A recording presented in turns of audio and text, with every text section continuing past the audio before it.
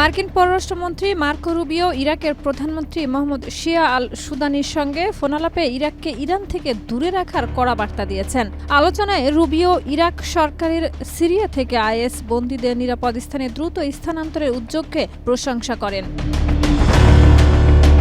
যুক্তরাষ্ট্র সম্প্রতি সিরিয়ার হাসাকাহ থেকে প্রথম ১৫০ জন বন্দীকে ইরাকের নিরাপদ স্থানে সরিয়েছে। কুর্দি নেতৃত্বাধীন সিরিয়ান ডেমোক্রেটিক ফোর্সের এলাকা পুনর্দখলের পর স্থানান্তর শুরু হয়েছে। পরিকল্পনা অনুযায়ী প্রায় ৭,০০০ বন্দীকে ইরাক পাঠানো হবে।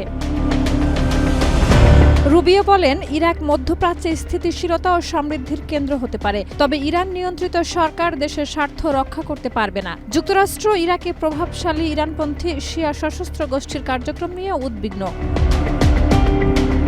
একই সময় মধ্যপ্রাচ্যে মার্কিন সামরিক তৎপরতা বৃদ্ধি পেয়েছে। প্রেসিডেন্ট ডোনাল্ড ট্রাম্প ঘোষণা করেছেন, পারস্য উপসাগরের দিকে বিশাল নৌবহর অগ্রসর হচ্ছে, যার লক্ষ্য ইরান।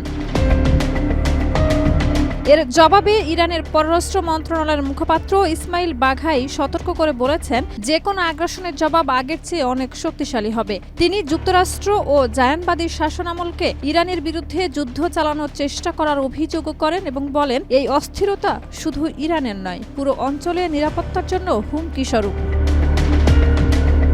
শাহিদা রুবি, মাই টিভি।